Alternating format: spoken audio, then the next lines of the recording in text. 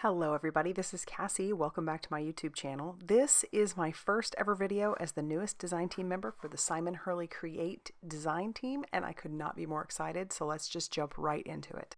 Let me go ahead and start by showing you the products I'm going to be using. This first product is the Window Maker Stencil. It's brand new to Simon Hurley Create, and I am so excited about it because you can just create so many cool scenes with this, you know, using windows and even making like the brick background, which is so cool.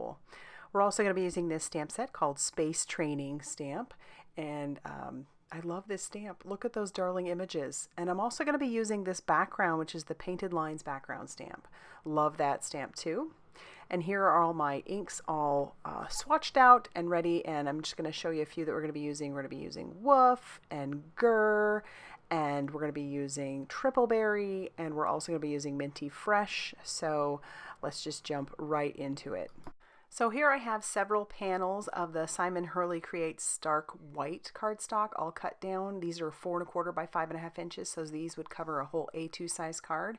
And these are great for ink blending and all kinds of other little techniques you can think of.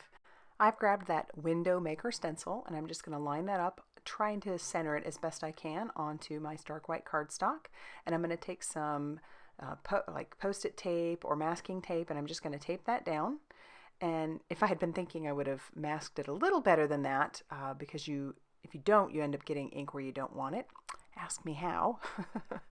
But anyway, I'm using a light hand with my ink blending, using that Minty Fresh, which is a brand new color for the Simon Hurley Create line.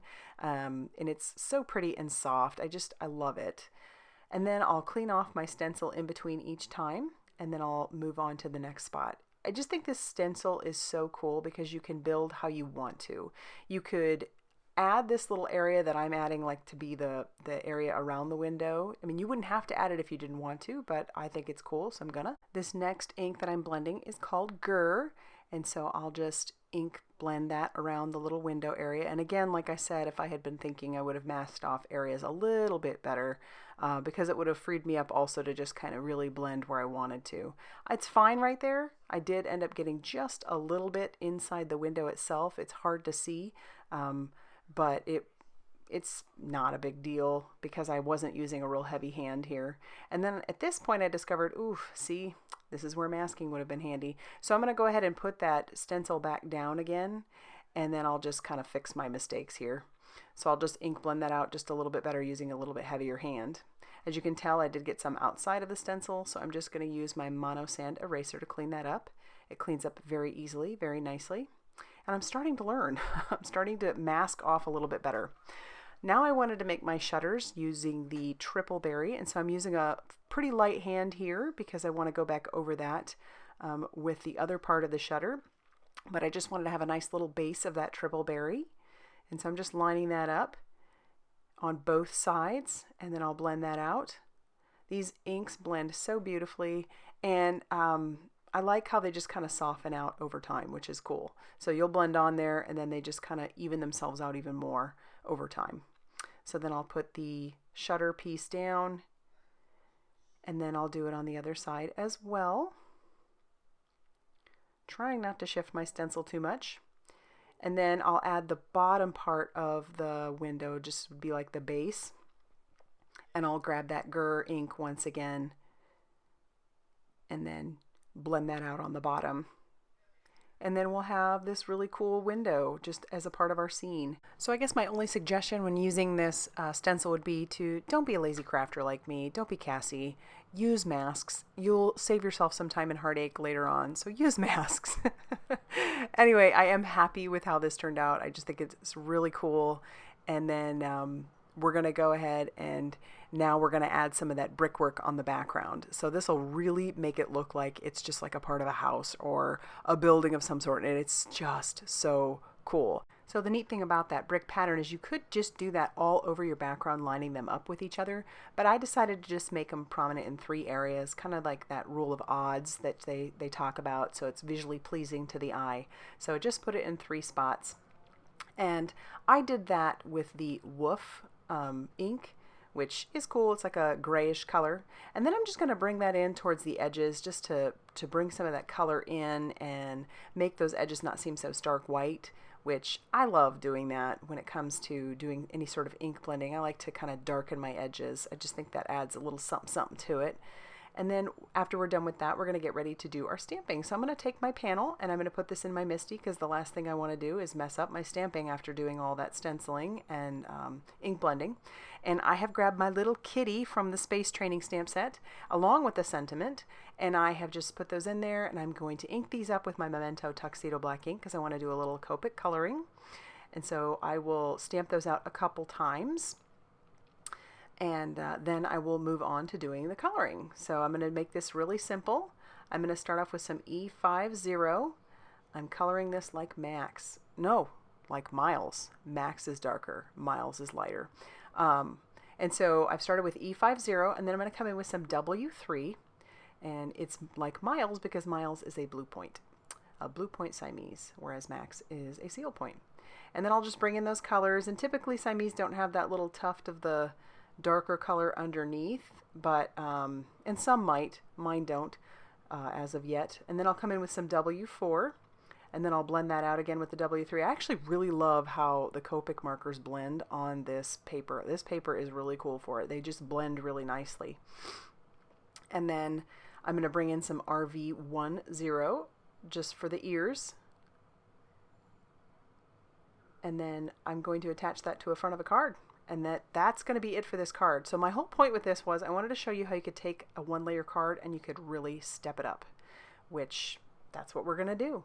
So I'm going to take the next stamp, which is my Painted Lines background stamp, and I'm going to put that into my Misti, and I'm going to actually stick my paper on top of that. I don't have any repositionable tape. If you have that, I highly suggest it. But I'm kind of, you know, throwing caution to the wind here, living wild and dangerously, and I'm just setting my paper on there, closing the back of the Misti, and then I'm going to ink it up. But these inks and that stamp do a beautiful job. I am once again using the Woof ink. And then I'm just going to close the door of the Misti and hope that all works out. And it does. It stamps gorgeously. Look at that. It's perfect. So I'll pull that out of the Misti, clean off my stamp, and then I'm going to once again come in with that Woof and just kind of bring that color all around those edges just because I really like the way that looks. Like I said, it kind of takes away some of the starkness of the white, and it just kind of softens those edges, which is a really nice look. And then I had already stenciled another one of the windows because I wanted to show you how, again, you could take a one-layer card and you could really step it up if you wanted to. The one layer looks great, but this is just another way to kind of just kick it up a notch. All right, so I'll put this into my Misti. I started out cutting it, but then I decided, we're just going to wait. We'll go ahead and stamp first. And then, so I'll bring in the cat. And I'll stamp that down using my Memento Tuxedo black ink because I'm going to color it the exact same way I did the other one. Super simple, super easy. And then we will pull that out after we've colored it, and I'm just going to fussy cut around the window. It's so easy to fussy cut this because it's a bigger image. So super easy. I'm leaving a very small white border around it. You could cut right along the line if you wanted to, but I'm just leaving a very small border. And like I said, it's really, really easy because it's a bigger image. And then I decide I want to bring in some of that Minty Fresh, and I am going to color my paper with that because I want to stamp right on that. I wanted a color to match perfectly. Just another way to kick it up a notch. And then I'm going to heat set that just a little bit just to get that ink to dry before I stamp my sentiment down on it. And then once I'm happy with that, I'll pull out my sentiment, which is the same one I used before, which says "You've got this." I'm going to ink that up with some VersaFine Clair Nocturne ink, and I'll stamp that down. And then I'm going to grab out my Tim Holtz guillotine trimmer. Love this trimmer. And then I'm just going to trim down my sentiment. I talked about how recently, I love my wire trimmer, but it's been causing issues because it seems like it just gets so dull so fast. And I'm not made of wire cutter thingies or money for that matter. So I'm just using my Tim Holtz guillotine trimmer and loving it.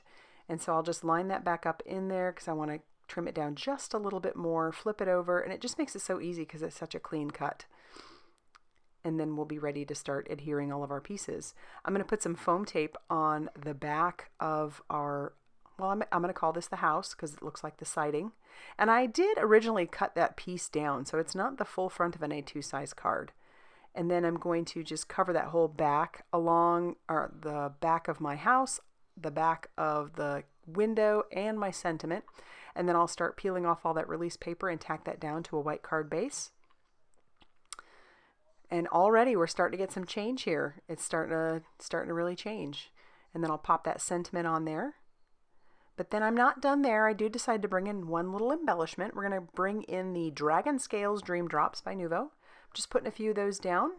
You could let those dry and add a couple little drops of pink if you wanted to, like it's little flowers coming out of there, but I was thinking it would just be like little green leaves or something. And then that's going to finish off this second card. So I love how both of these turned out, but I just think it's so neat how you can take one card and just kind of bump it up a little bit by adding a little dimension and adding some embellishments, and there you go. So I hope this gives you some ideas on one, how you can make some one-layer cards, and also how you can dress up those one-layer cards just a little bit more. If you like this video, please hit the like button and subscribe if you haven't already done so. And as always, I will see you very soon in the next video. Bye everyone.